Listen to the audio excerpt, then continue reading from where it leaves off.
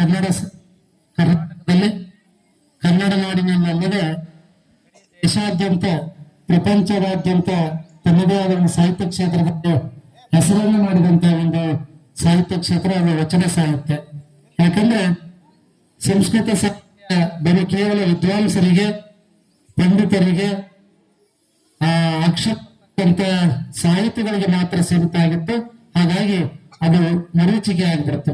ಆದ್ರೆ ವಚನ ಸಾಹಿತ್ಯ ಅಂತಕ್ಕಂಥದ್ದು ಬಹಳ ಜನರು ಮಾತನಾಡ್ತಕ್ಕಂಥ ಒಂದು ಆಡು ಭಾಷೆಯಲ್ಲಿ ಅದು ರಚನೆ ಆಗಿರೋದ್ರಿಂದ ಇವತ್ತು ಸಹಿತ ಅದೇನಾಗಿದೆ ಅಂತಂದ್ರೆ ನಮ್ಮೆಲ್ಲರ ಮಧ್ಯೆ ಇವತ್ತು ಸಹಿತ ಅದು ತನ್ನ ಬದುಕನ್ನ ಕಟ್ಕೊಂಡಿದೆ ಮತ್ತು ಇನ್ನೂ ಸಹಿತ ಈ ಭೂಮಿ ಇರೋವರೆಗೂ ಸಹಿತ ಶಾಶ್ವತವಾಗಿ ಬೆಳೆಯುತ್ತೆ. ಹಾಗಾಗಿ ವಚನ ಸಾಹಿತ್ಯವನ್ನ ಕೇವಲ ಒಂದು ಕನ್ನಡ ಸಾಹಿತ್ಯ ಅನ್ನೋದೇ ಅದನ್ನೊಂದು ವಿಶ್ವ ಸಾಹಿತ್ಯ ಅಂತ ನಾವು ಹೇಳ್ತೇವೆ. ಅಂತ ವಚನಕಾರರಲ್ಲಿ ಶ್ರೇಷ್ಠ ವಚನಕಾರ ಬಹಳಷ್ಟು ಸರ್ ಹೇಳಿದ್ರು, ನಾವು ಹೆಮ್ಮೆ ಪಡ್ತಕ್ಕಂಥ ಒಂದು ವಿಷಯ. ಯಾಕಂದ್ರೆ ನಾವು ಅಧ್ಯಯನ ಮಾಡ್ತಾ ಇರ್ಬೇಕಾದ್ರೆ ಕೆಲವು ಫೋಟೋ ಪೂಜೆ ಮಾಡ್ತಾ ಇರ್ಬೇಕಾದ್ರೆ ನಮ್ಮ ಕರ್ನಾಟಕ ಆಗಿರ್ಬೋದು, ನಮ್ಮ ದೇಶದ ಯಾವುದೇ ಎಲ್ಲೇ ಇರ್ತಕ್ಕಂಥವ್ರನ್ನ ನಾವು ಅವ್ರನ್ನ ಸ್ಮರಿಸಿ ಆದರ್ಶಗಳನ್ನ ಮಾತನಾಡ್ತಿರ್ತೇವೆ. ಆದ್ರೆ ಎಲ್ಲಕ್ಕಿಂತ ಮುಖ್ಯವಾಗಿ ನಮ್ಮ ಜಿಲ್ಲೆ, ನಮ್ಮ ಜಿಲ್ಲೆಯೊಳಗೆ ನಮ್ಮ ತಾಲೂಕಿನಲ್ಲೇ ಇಲ್ಲ ಸರ್ ಹೇಳಿದ್ರು ಚೌಡಾನಪುರ ಅಂತಕ್ಕಂಥ ಗ್ರಾಮದಲ್ಲಿ ಜನಿಸಿ ಸುಮಾರು 250ಕ್ಕಿಂತ ಹೆಚ್ಚು ವಚನಗಳನ್ನ ಈ ನಾಡಿಗೆ ಕೊಟ್ಟು ವಚನಗಳ ಮುಖಾಂತರ ಸಮಾಜವನ್ನ ಜನರನ್ನ ದಿಷ್ಟಂತ ಒಬ್ಬ ಮಹಾನ್ ನಾಯಕ ಅಂಬಿಗರ ಚೌಡಯ್ಯ. ಸ್ನೇಹಿತರೆ, ನೀವೆಲ್ಲ ಕೇಳಿದ ಒಂದು ಶ್ರೇಷ್ಠ ವಚನ ಯಾರಾದ್ರೂ ಹೇಳ್ತೀರಾ? ಚಿಂತೆ ಅನ್ನೋದ್ರ ಮೇಲೆ ಬಹಳ ಚೆನ್ನಾಗಿ ಒಂದು ವಚನವನ್ನು ಅಂಬಿಗರ ಚೌಡಯ್ಯನವರು ಒಂದು ವಚನವನ್ನು ಕೊಡ್ತಾರೆ. ಚಿಂತೆಯನ್ನ ಮಾಡದೆ ನಾವು ಚಿಂತನವನ್ನು ಮಾಡ್ಬೇಕು ಅನ್ನೋ ಒಂದು ವಿಚಾರವನ್ನು ಅವರು ಕೊಡ್ತಾರೆ. ಹೌದಾ ಇಲ್ಲ? ಈ ವಚನ ಗೊತ್ತಾ ನಿಮಗೆ? ಏನ್ ನೋಡೋಣ ಆನ್ಲೈನ್ ಚಪಾತಿ ಹೆಸರು ಜೋರಾಗಿ. ಅಟ್ಲೀಸ್ಟ್ ನಮ್ಮ ಅಂಬಿಗರ ಚೌಡಯ್ಯನವರ ಒಂದು ವಚನ ಅದು ನಮಗೆ ಗೊತ್ತಿದೆಯಲ್ಲ, ಬಡತನಕ್ಕೆ ಉಂಡುವ ಚಿಂತೆ ಇಡಲಾರದೆ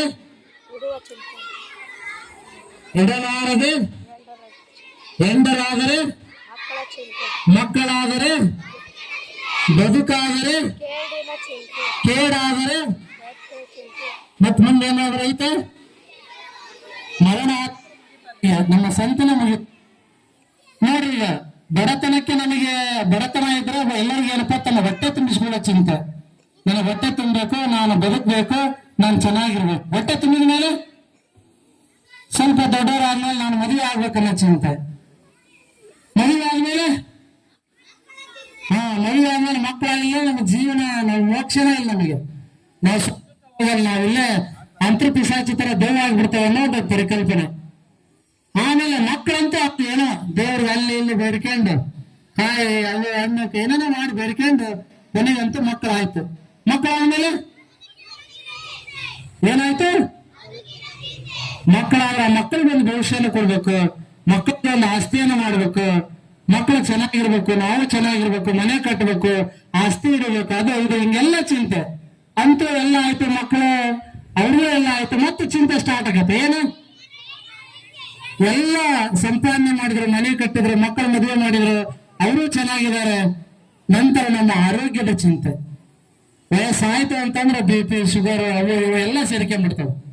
ಇವೆಲ್ಲ ಸೇರ್ಕೊಂಡು ಮತ್ತೆ ನಮಗೆ ಚಿಂತೆ ಸ್ಟಾರ್ಟ್. ಹಿಂಗೆ ಈ ಚಿಂತೆಯಲ್ಲಿ ಕೊನೆ ನಮಗೆ ಏನಾಗ್ತದೆ ಅಂತಂದ್ರೆ ಮರಣವನ್ನ ಹೊಂತೇವೆ ವಿನ ನಮ್ಮ ಚಿಂತೆ ಅಂತಕ್ಕಂಥದ್ದು ಕೊನೇ ಆಗುವುದಿಲ್ಲ. ಹಾಗಾಗಿ ಅವ್ರು ಹೇಳ್ತಕ್ಕಂಥದ್ದನ್ನ ಚಿಂತೆಯನ್ನ ಮಾಡಬೇಡ, ಚಿಂತನವನ್ನ ಮಾಡು ಅಂತ ಹೇಳ್ತಾರೆ. ಚಿಂತೆ ಮತ್ತು ಚಿಂತನ ಬಹಳಷ್ಟು ವ್ಯತ್ಯಾಸ ಇದೆ. ಚಿಂತೆ ನಮ್ಮನ್ನ ಸುಡ್ತೈತಿ, ನಮ್ಮನ್ನ ಹಾಳು ಮಾಡ್ತೈತಿ.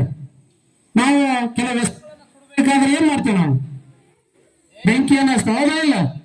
ಆದ್ರೆ ಬೆಂಕಿ ಅಂತಕ್ಕಂಥದ್ದು, ಆ ಚಿತೆ ಅಂತಕ್ಕಂಥದ್ದು ಕೇವಲ ನಿರ್ಜೀವ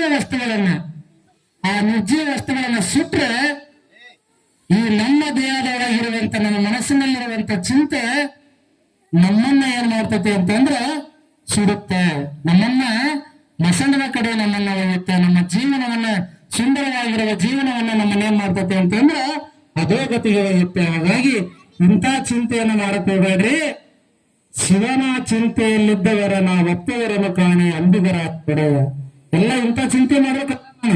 ನನ್ನ ಮಕ್ಕಳು ಬೇಕು, ನನಗೆ ಹೆಂಡತಿ ಬೇಕು, ನನಗೆ ಆಸ್ತಿ ಬೇಕು, ನನಗೆ ನೌಕರಿ ಬೇಕು, ಆಗ್ಬೇಕು, ಹಿಂಗಾಗ್ಬೇಕು, ನಾನು MLA ಆಗ್ಬೇಕು, MP ಆಗ್ಬೇಕು.